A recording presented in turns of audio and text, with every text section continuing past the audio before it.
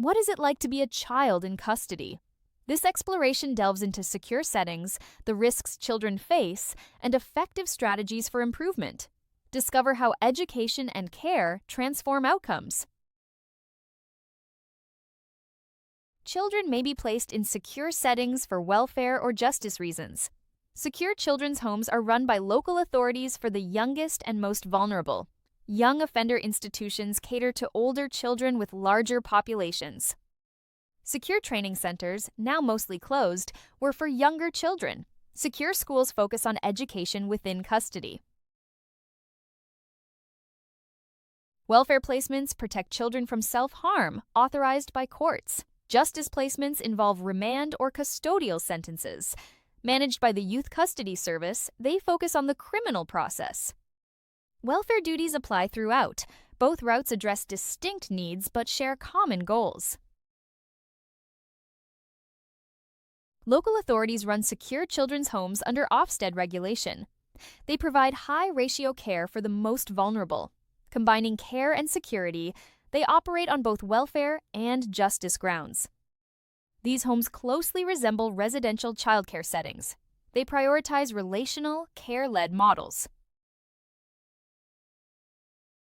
Secure schools, recommended by the Taylor Review, focus on education.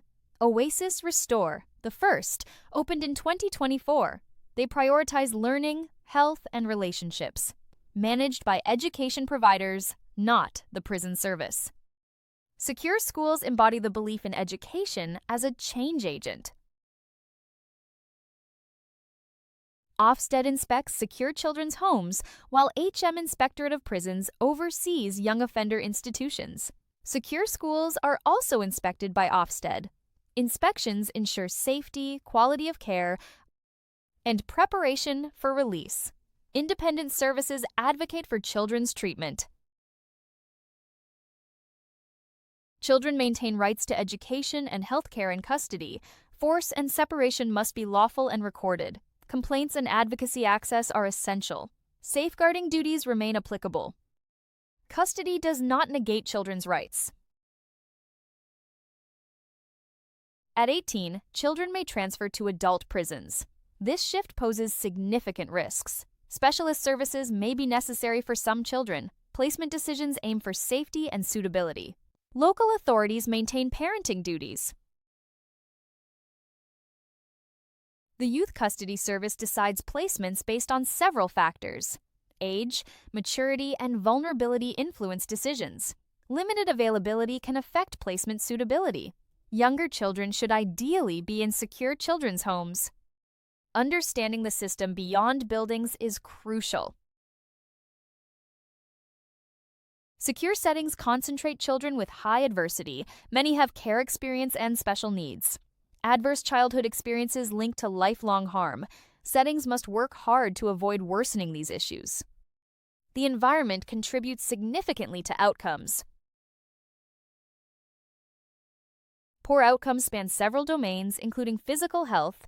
Mental health issues are prevalent, with high trauma rates. Education is disrupted, widening gaps with peers. Relationships suffer due to distance from family. These domains collectively impact children's futures. Children arrive with trauma, disrupted education, and mental health needs. The setting can add risk through isolation and weak relationships. Restraint and labeling reinforce negative identities. Separation from support networks exacerbates issues. Understanding these risks is vital for improvement. The environment itself can re-traumatize children. Low staff ratios hinder relationship building. Offender labeling affects identity. Separation from community weakens protective links. These factors contribute to high reoffending rates. Improving outcomes requires trauma-informed, relationship-based practices. Secure Stairs is a key framework. Education and planning from day one are crucial. The environment and relationships shape outcomes. Changing both can lead to better futures. Trauma-informed practice views behavior as communication. Relationship-based care ensures consistent, trusted adults. Enabling environments foster positive, respectful cultures. Education provides meaningful learning for future goals. These approaches collectively enhance outcomes. Restraint and separation should be last resorts.